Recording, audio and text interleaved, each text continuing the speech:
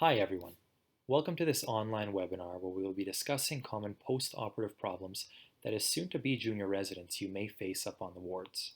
This talk is organized by different ward calls you might get, what you should be thinking about in terms of the problem and patient themselves, the investigations you might order, and some very general guidance on initial management. To get the most out of this talk, you should read while you listen. The talk may have some components that are orthopedic specific, but most can be applied to any post-operative patient. Here is a general outline for our talk today. For each of these, we will not go into tremendous detail, but again, guide you in the ways your mind should be thinking about each problem. A reminder here, and this will become so very clear when you start residency, is that medicine is not an exact science. Two people may approach the exact same problem or presentation very differently. You will find your comfort zone. The problems you feel can be reassessed or offered some more conservative treatment. You will know when a real problem arises because the hairs on the back of your neck will stand up. Good patient care means knowing the red flags, how to investigate or start a treatment, and it all becomes easier with experience. For this webinar series, we will use as an example a standard patient, either elective or emergent, who successfully completes their surgery and is brought up to the ward. Some patients are perfectly healthy, while others have a whole slew of medical comorbidities, but except for emergency cases, most medical conditions a patient may have should generally be stable preoperatively. Starting with the course, we all know this, but as a surgery is completed, in the OR the patient is extubated, transferred to their hospital bed, and then taken to recovery. In recovery, the goals are ensuring the patient comes around after anesthetic and that the basic vitals, pain control, and associated symptoms are all in check. PACU time can range from 30 minutes to hours depending on the patient's status. Eventually, though, they go up to the ward. Initial ward management is similar in every unit, monitoring for complications, ensuring pain control is adequate, and that the patient is otherwise comfortable. Medications that were previously held for surgery, such as antihypertensives and antihyperglycemics, are slowly reintroduced, usually within the first 24 to 48 hours, if minimum parameters of blood pressure or eating and drinking are met. When I talk to a patient about when they might go home, I usually list off these 4 criteria as a minimum that need to be met. We don't want patients going home on IV analgesia. We want them to be successful when they go home from a mobility standpoint, and we want to ensure there are no post-operative complications. Discharge home can occur the same day, or for some older, more frail, and deconditioned patients can take weeks, or they never get back to the level they were at before and need to be placed in alternative levels of care. Now that we understand the normal course of a patient's post-operative period, let's get into problems. The first call you will get as a resident will be nerve-wracking, but if you always start with the basics, there is usually something you can offer to help. A call about a patient can come at any time between post-operative day 0 and discharge. Often you will not know the patient, or at least not know great details about them. At minimum, you should gather the following information to help you plan your approach to managing any problem. You definitely don't need to go see every patient you are called about. That would be incredibly inefficient and likely impossible. Your nursing and allied health colleagues are your eyes, your ears, and your sixth sense. You will know when something can be addressed over the phone and when you need to go up and see the patient. You just do, and if not, they'll tell you. For simplicity's sake, we will break each ward call down into the most likely diagnoses versus a differential diagnosis you need to think about or rule out. Let's begin. A patient's pain is not well controlled. In orthopedics at least, aside from co-signing orders that other services also looking after your patient suggest, this is probably the most common call you will get. Have no doubt, surgery is painful. Pain is subjective, and although we know some procedures or injuries are likely to be more painful than others, always keep in mind this is a personal experience. Be mindful that patients often come into surgery already on some analgesia, many unfortunately on opioids, so post-operative pain management may need to be escalated from their baseline. A very important distinction to make, and we will talk about this soon, is the concept of pain management versus pain elimination. Once you find out from the team who the patient is, what they had done, and how far along they are with their recovery or rehab, you may deem it appropriate to just top them up with a little bit of pain medication, or you may decide to investigate a bit further. We all know these common questions when it comes to pain. When assessing a patient, narrowing down specifically where the pain is invaluable.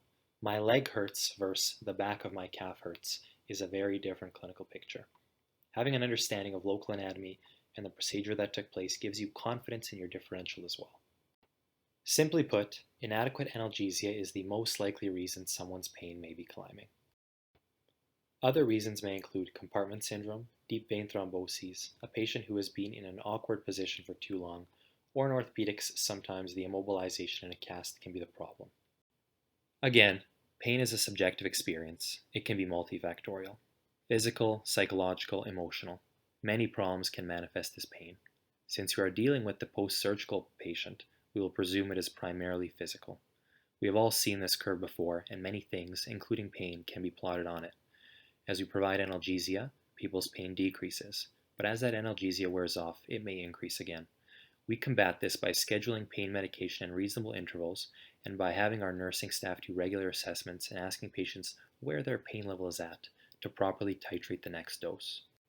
When it comes to management, always first review the MAR. What pain medications do they have prescribed? Are they on any pain medications already at home? You'd be surprised at the number of people on SR dilaudid. We're also not perfect and can forget or miss to prescribe things at times. Do they have less appreciated medications available, like Tylenol or Advil? Often fixed scheduled dosing is good for a few days to keep pain at a baseline. For opioids, how much are they using in both the PO and IV formulations? Are their dosing ranges appropriate for their age? You can then proceed to change things up or offer additional medications. Introduce scheduled medications, offer one-time dosing of narcotics, increase the dosing range carefully, or consider adding long-acting variants. Now, I've come to appreciate this more and more, but one of the most powerful means of managing a patient's pain is through coaching. Patients are reassured when the doctor is aware of their pain, when they are told this is normal, and reminded that it will eventually go away. Statements that are useful include, "You had a fracture, you had surgery, you're going to have pain." The goal is making you comfortable enough to tolerate the pain, not eliminate it. Tolerating some pain will help it resolve quicker, and the body is wonderful at doing this, and reminding them that each day that goes by, their pain will improve. Unfortunately, sometimes people get too comfortable, and in those cases, it is appropriate to sugarcoat your message less. Statements you can include in those cases are, "You are taking more pain medication than is usual for someone with this fracture or surgery. If you do not tolerate your pain a little, your body will never get used to it, and it may never improve. Opioid medications really make you constipated. They are addictive and can kill you by making you stop breathing." Most people are understanding, and speaking to them goes a long way. If all else fails, know that there are services out there specially trained to manage pain. Anesthesia is excellent and can offer more continuous means of pain management by way of PCA or epidurals. Palliative care is another underappreciated resource, and they're not only there for end-of-life care. There are pitfalls when it comes to analgesia, and you may of course continue to get those patients who ignore everything you say, any advice they get. You will know if it's appropriate to challenge them and just say no to further pain medication requests. In these cases, however, think twice and make sure you are not missing something dangerous. A word of caution: no one dies from their pain, but they can die from being too aggressive with pain control. Start low and go slow, and be even more careful with your elderly populations. Remember the antidote that can save you: naloxone. Moving on to our differential, the first and most serious post-injury or post-operative complication is compartment syndrome. We've probably all heard of this, but here is the spiel I give to all patients. Muscles in the area of injury or operation swell. Muscles are contained within envelopes that cannot expand. If soft tissue is hurt and these muscles begin to swell, and because of this envelope they cannot expand, with nowhere to grow in size, the pressure builds. Eventually, with enough swelling, the pressure builds and exceeds the pressure of the blood flow within the capillaries that feed the muscles and tissues in the area. Essentially, this starves the muscles of oxygen, and the muscles begin to die. I compare this loosely to a heart attack of the muscles. This is a surgical emergency and should always be on your radar. Risk factors for compartment syndrome include high energy trauma, and in orthopedics we most commonly see this in tibial plateau fractures and both bones forearm fractures, but it can occur anywhere. Crush injuries are particularly bad for causing global muscle injury, and excessive bleeding can increase intercompartmental pressures, as can prolonged surgery with excessive retraction. Even without any of these risk factors, everyone's body is different, so keep your clinical suspicion high. Pain is the most common presentation and the first sign something isn't right. Pain may be out of proportion to what you see on the surface. Trending analgesia usage, you may see that they just continue to use more and more and have no resolution to their pain. Late symptoms include numbness or tingling to the area. On exam, you will find swollen limbs with tense muscle compartments, either globally or to a specific compartment. They may have pain to passive stretch of that muscle group. A very important distinction is that the patient may very well have a strong distal pulse, but remember this is a problem of the microvasculature, so don't be reassured by that alone. Compartment syndrome is by and large a clinical diagnosis. Unfortunately, not all patients are able to communicate to us their level of pain. Either they are nonverbal or may be attended or intubated following serious injury. Measurement tools like this Stryker compartment pressure monitor system exist, but they are quite finicky, and pressure reads can offer false reassurance or false positives with even the slightest change of position. They are all we have, though, in these situations. Ultimately, the management of compartment syndrome is to open up these tight envelopes, the fascia, so the muscles can expand and reperfuse themselves. This is done with fasciotomies. Talking to the patient about this complication early is important, even when they initially present with their fracture, not to scare them, but to ensure they know what to self-monitor for and that they are not surprised later should something new arise.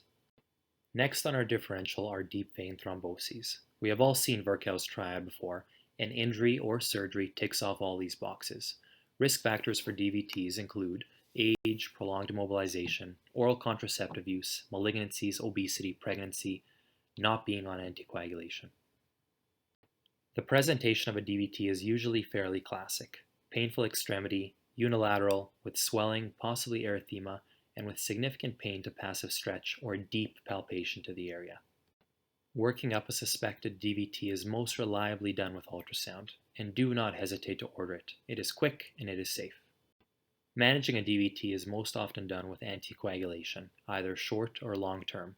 In some circumstances, additional treatment may include the placement of an inferior vena cava filter or thrombectomy to take the clot out itself. The details of this are beyond the scope of this talk. Less common, but keep in mind, that patients may be experiencing pain from areas other than their injury. Nursing staff is usually great at ensuring a patient's specific needs of turning, mobilization are met, but if a patient seems to be having pain and may not be able to tell you about it, think beyond the obvious injury. Pressure sores are a real problem. This is ultimately managed by repositioning, or using an air mattress that offloads weight from side to side more frequently. Requesting this equipment on admission for a susceptible patient is the best way to avoid positioning problems. Moving on, we place patients in a lot of casts or splints in orthopedics. Sometimes they are done tighter than they need to be or have less than perfect edges. They are meant to prevent motion, so a certain degree of fit is required, and judging tightness is subjective. Remembering that as swelling subsides, immediately uncomfortable casts generally tend to begin feeling better, but sometimes a patient can't tolerate it and something needs to be done. Options can include initially offering reassurance and some analgesia, padding or trimming rough edges, or if warranted, splitting or opening the cast to provide them with a touch of relief. Be careful how and where you cut, as tissue bulging through an opened area can also cause problems.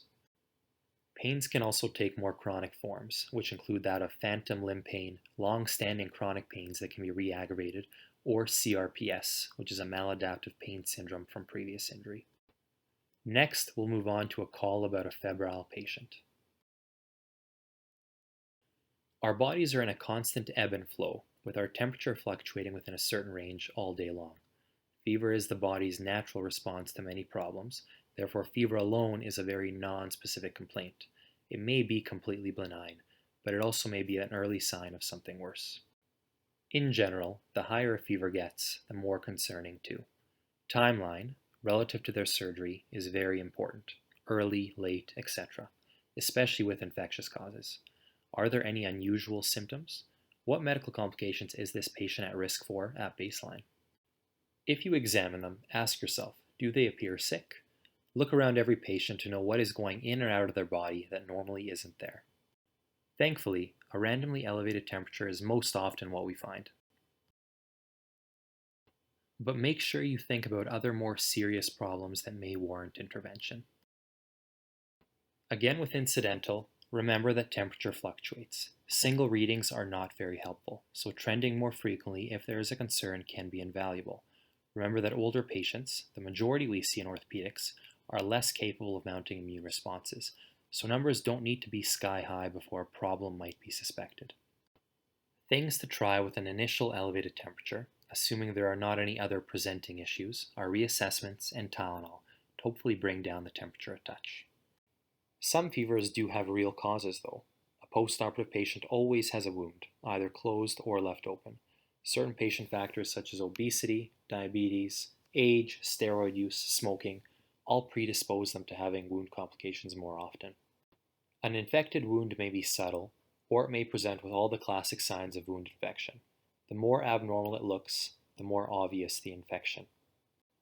Besides clinically viewing a wound infection, lab work to further color the picture includes CBCs and a CRP, judging the level of response to an infection, as well as imaging to look for fluid collections, abscesses, etc. In many orthopedics procedures, imaging is of little use if clinically a wound looks infected, or the patient is having pains, and their blood work shows evidence to support an immune response. Managing an infected wound is any combination of antibiotics, washing and debriding the wound out, revision surgery where in orthopedics we might take the metal out, and of course consulting infectious disease, who are experts in the field. Lung infections are not uncommon in post-operative patients, particularly those who mobilize poorly, have lung conditions at baseline, and those with impaired swallowing. In addition to fever, a patient may present with oxygen requirements more than prior, chest pains, or with a cough that may or may not be productive. Investigations include blood work for infection and to assess adequacy of their ventilation, imaging, most often in the form of a chest x-ray, and sputum culture to know what bug they might be growing inside. Treatment of pneumonia always requires some form of antibiotics, generally broader spectrum to begin with, which are then narrowed down once cultures return, as well as supportive care for their oxygen demands, fever, and pain. You do not need to treat a pneumonia alone, and often consulting your internal medicine colleagues is a valuable step to getting the patient healthy and on their way. Pneumonia in older patients can be serious, and I'll just take this moment to pitch the importance of having proper goals of care discussions with all patients when they are admitted to hospital. Urinary tract infections are another common source of fever, usually low grade, but that can worsen quickly if left untreated. Risk factors for developing a UTI include being female, catheterization, fecal incontinence, or having a previous UTI. In addition to a fever, the nurses or patient may tell you about them having painful voiding, some suprapubic pain, discharge, or foul or cloudy urine. The makeup of the urine is assessed with a urinalysis, and you should send that same sample for cultures and sensitivity as well. Treatment is most often begun well before you have any culture results, mainly with antibiotics. Similar to other infections, gaining source control is important, so consider changing out the presumed infected Foley catheter if that's the cause.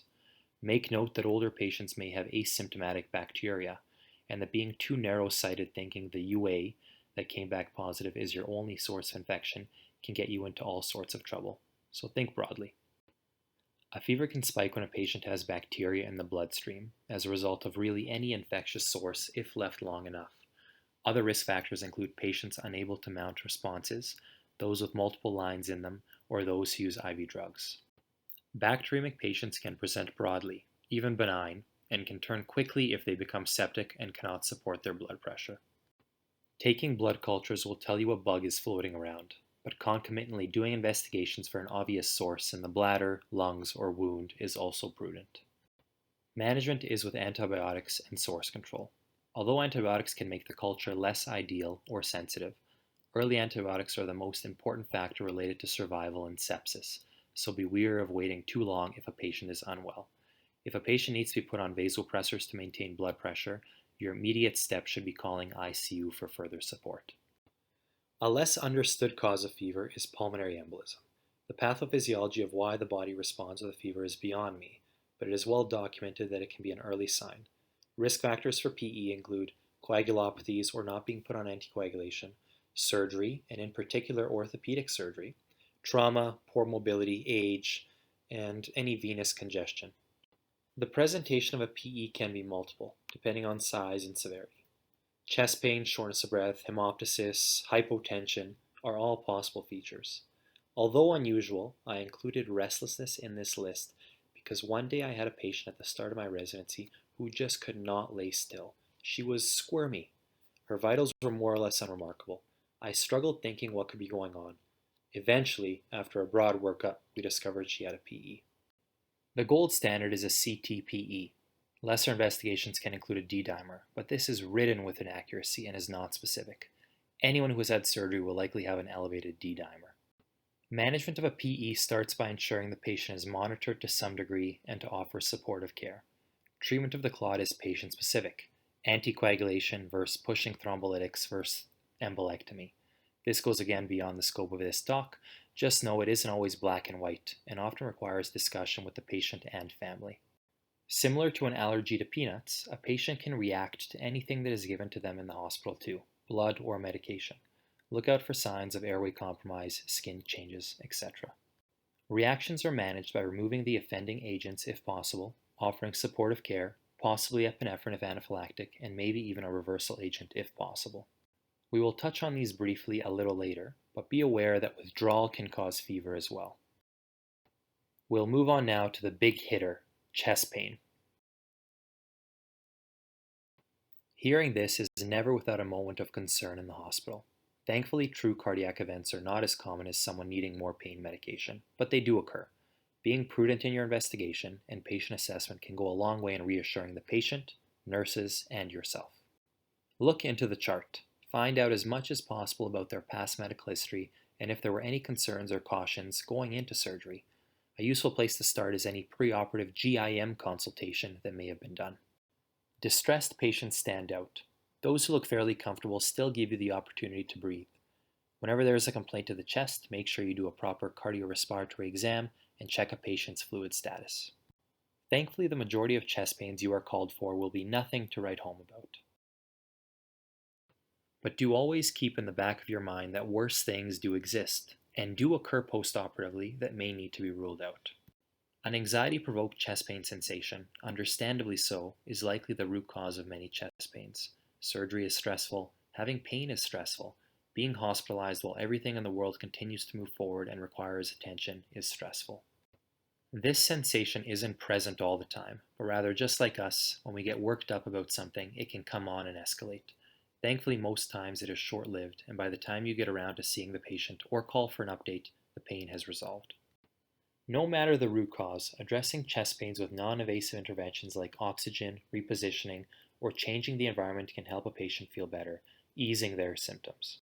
Musculoskeletal pain is equally common. This is usually benign in nature or caused by a physical pain, like a broken rib, that isn't life-threatening. Sharp, palpable pains, quick onset and off, may be suggestive of MSK pain. Management is with reassurance and analgesia if needed.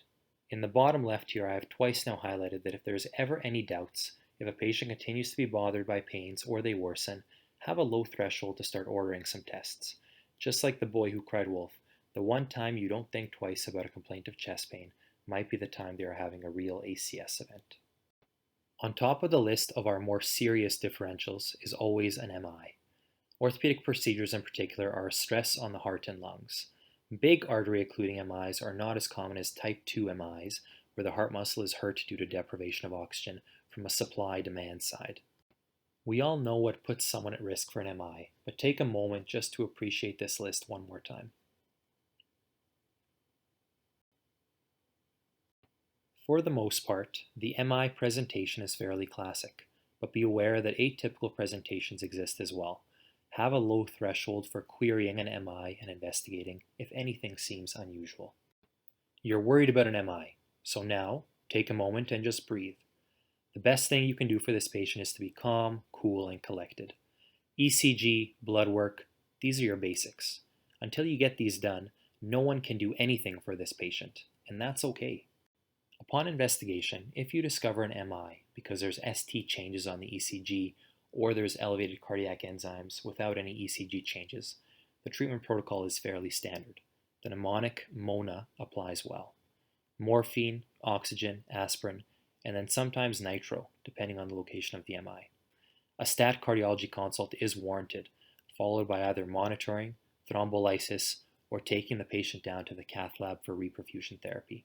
Move them to a monitored setting, and then be patient. We've already discussed pulmonary embolism in a different topic, so we'll continue on. Pneumothorax is rare in the standard orthopedic patient postoperatively. But with polytrauma patients, which we see all the time, it's possible.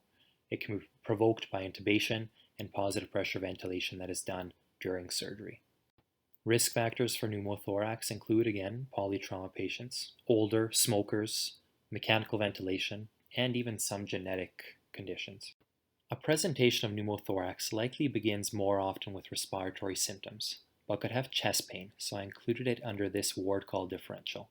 The presentation may include acute shortness of breath, increased work of breathing, unilateral chest expansion, tracheal deviation if you're dealing with a tension pneumothorax, etc. The gold standard investigation is with chest x-ray, which can be done portable at the bedside. New advancements like point-of-care ultrasound can be used to assess for lung slide, but these are not yet commonplace just yet. With enough training and time, they may come up in our generation. Management is with oxygen to meet the needs of a patient with one less functional lung, monitoring and then observation of a small pneumothorax or definitive treatment with needle decompression urgently, followed by chest tube placement. You don't need to be managing this on your own either, or even putting one in alone. Call for help. We discussed pneumonia before. So GERD is next. Very common in the general population, and with all the laying around, it can happen in hospital too. We know what the risk factors of GERD are. We also know what other features reflux presents with, which include burping, bloating, burning in the throat or chest. And generally we know how it's managed. Patient education is imperative in medicine. Other less frequently encountered problems post-operatively include pericarditis, aortic dissection, and peptic ulcers. Don't discount an ulcer. The stress of surgery and the cortisone surge can eat away at a stomach lining, causing pain and possibly serious problems. Moving right along, we're making great time. Not one night goes by on call where you don't get called about someone who needs slightly more oxygen post-operatively than they did preoperatively. They may or may not complain of shortness of breath. It's important to remember that lung physiology is affected by surgery. Many patients come into us with underlying lung disease, and that poor mobility and deconditioning post-operatively significantly impairs lung function. Your assessment and/or questioning should include many of the following. These give you a good idea of the patient's overall respiratory standing and help reorganize your differential. Take a moment to know what the patient's code status is, because people can deteriorate quick. Similar to fever and chest pain, ask yourself, does this patient appear sick or in distress? Respiratory distress is scary. You will see it in their eyes and know something needs to be done. The benign conditions, anxiety or atelectasis, are thankfully the most common again. But as always, do not count out more serious underlying pathology with any patient assessment, especially with breathing. Starting with atelectasis, this is by far the most common reason someone might require more oxygen after spending some time in hospital. The position patients spend the most time in, the deconditioning from limited mobility, nothing about hospitalization promotes lungs to thrive. When areas of the lungs are not expanded or used, they collapse together, reducing the diffusion capacity of the lung as a whole. Anything that prevents a patient from being active, moving, and recruiting their lungs puts them at risk. Physiotherapy does far more than build strength in limbs that were previously broken. Oxygen requirements will give you an up-to-date status on the patient. Investigations such as a chest x-ray will show bilateral opacifications, lower lungs more than upper, with no clear margins, rather just faded from dark to white. Management is supportive and encouraging the patient to make progress with mobilization as much as possible, sitting them upright, transferring for toileting. In addition, nearly every patient should have either an incentive spirometer bedside and be taught how to use it, or be given regular direction on deep breathing and coughing on an hourly basis to recruit lung function. We've talked about these next few under different headings of presentation, so we'll just breeze on ahead. Although uncommon, flare-ups of underlying COPD do happen. It should not be the surgical resident managing these from start to finish, as ensuring a patient is on appropriate medications for the frequency, severity of their flares is the domain of the internists. Having a rough idea of how to evaluate a flare and provide initial treatment is important though. The various risk factors for COPD exacerbation include a previous event, lung disease, asthma, environmental allergies, or even smoking. A COPD presents as that of someone struggling to breathe. COPD is an obstructive condition. Their lungs have poor recoil, so air exchange is most hampered by the inability to exhale adequately. A patient struggling to breathe will be fairly evident. Baseline investigations include imaging to rule out an underlying infectious disease process, blood work to assess adequacy of ventilation, and beyond. COPD exacerbation management is a whole topic in and of itself, so unless you feel otherwise comfortable managing different types of bronchodilators, inhaled steroids, or even systemic steroids, call for help. To start though, you can always reposition a patient, offer them supplemental oxygen to gain an O2 sat of somewhere between 88 to 92%, remembering that COPD patients all rely on oxygen levels to drive respiration, and then escalate from nasal prongs to masks as needed. I put heart failure in this talk too, but honestly, by the time it gets to a full-blown episode of heart failure, I would hope medicine is seeing or following this patient. A problem with fluid overload and the inability of a weakened heart to move blood forward at a necessary rate. Backup ensues, and a patient can become short of breath if the problem is left-sided. Risk factors are aplenty and include any previous heart attacks or heart failure, high blood pressure, smoking, sleep apnea, being obese, or any comorbid kidney or lung disease. The initial presentation depends on which side the heart failure occurs. Right-sided failure will cause backup into the venous system, whereas left-sided failure will initially present with pulmonary edema and in extreme cases can also back up into the venous system through the right side of the heart. As a clerk or surgical resident, I would strongly encourage you to get help when managing heart failure. Limiting fluid intake and salt intake, tracking ins and outs, and definitely having the patient in a monitored setting as decompensation can happen acutely are good places to start. Taking fluid off is the main goal of treatment, but care should be taken to avoid overdoing it and injuring other bodily systems like the kidneys. Tachycardia is an incredibly common ward call. We'll fly through this fairly quickly as many of its differentials has ties to other presentations we've already talked about. The most important consideration is to beware that resting tachycardia, however slight, can be the first sign of an underlying problem or increased demand on the cardiovascular system. Along with our usual questions of who, what, where, and how, asking what previous heart conditions and baseline medications a patient is taking can give you a whole slew of information. If the story is worrying enough that you choose to come up and see the patient, do your cardiovascular exam, see if they're in distress or not, and auscultate the heart and lungs. There are benign causes, and then there are more sinister causes, which if unidentified and left untreated, can be fatal. Tachycardia is very often incidental, and one of the best ways to approach it is to ask a nurse to recheck in X, Y, or Z minutes. If tachycardia has been persistent throughout a day or evening, it likely is being caused by something and warrants some investigation or further questioning. Pain itself can cause a tachycardic response, so ensure the patient is otherwise comfortable and not in any distress. Trial analgesia and reassess their response. We've discussed these other pathologies before. A brief note on sepsis. Of all the vital signs, blood pressure is the most important. It is a result of systemic vascular resistance multiplied by cardiac output, of which heart rate is fundamental. Even slight derangements in systemic vascular resistance from an infection brewing within are quickly accommodated by an increased heart rate. Never discount a persistent tachycardia in a patient with multiple possible sources of infection, lines, catheters, previous surgery. A septic patient, beyond hopefully being tachycardic, may also be hypotensive, have a fever, or an altered level of consciousness. They may or may not have an obvious source of infection. Look all around, even where the sun doesn't shine. Persistent tachycardia from a presumed infection should be tackled immediately with blood work and imaging. Consider these as a good broad start. When it comes to managing sepsis, the answers are very simple. Identifying the source, controlling it, and starting the antibiotics early are keys to survival. Finally, under tachycardia, I group together all arrhythmias, ranging from benign and easily reversible to life-threatening.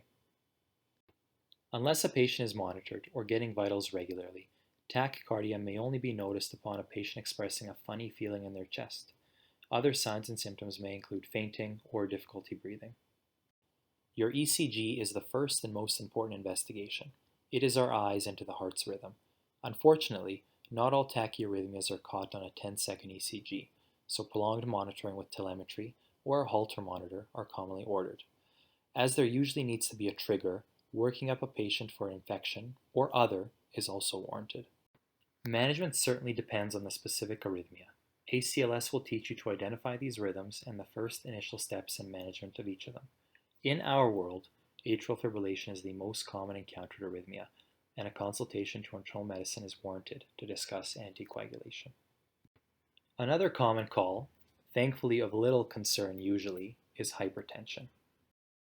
Blood pressure fluctuates more than anything, and as you can imagine, if we were not routinely doing vitals, like when a patient is sitting at home, unless a patient was complaining of associated symptoms, we would never know the blood pressure.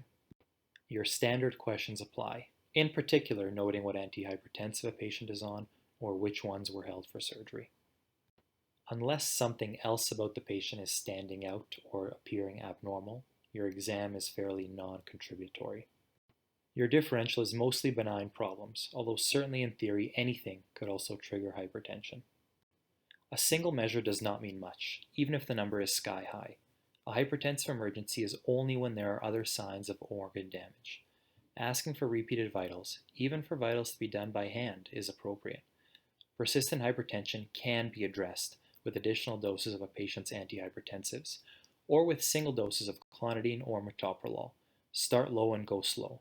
The only problem you could cause would be overcorrection into hypotension. Consider if a patient's pain is being well managed, and if not, help them. Reassure them about whatever they are worried about. Or if they have missed medications or had them held, consider giving them early. Remember the first thing I said, medicine is an inexact science. Contrary to hypertension, low blood pressure is quite a bit more concerning. Hypotension should always provoke your thoughts. As I said before, blood pressure is the most important vital sign and requires attention. General resuscitation applies no matter the underlying cause. Your questions are of utmost importance, so be sure to ask about trends, fluid in and outs, medication history, and other vitals. These are patients who, if they sound fairly well and stable over the phone and are only hypotensive, can you trial a fluid bolus on? But if things persist or if they get worse, you should definitely go see them on an urgent basis. Post-surgical patients are hypotensive most often as a result of not having enough fluids, but anything impeding blood flow, blood volume, or vascular resistance will drop blood pressure. In an otherwise stable patient, rechecking is very fair, and you may find that with some time, a patient's blood pressure may return to a normal range. Rechecking should be followed closely by trials of fluid, as we know the condition of patients awaiting surgery and immediately post-operatively is of relative dehydration. Losses can be obvious or insensible. We've all been thirsty, we know what it feels like, so look for those things.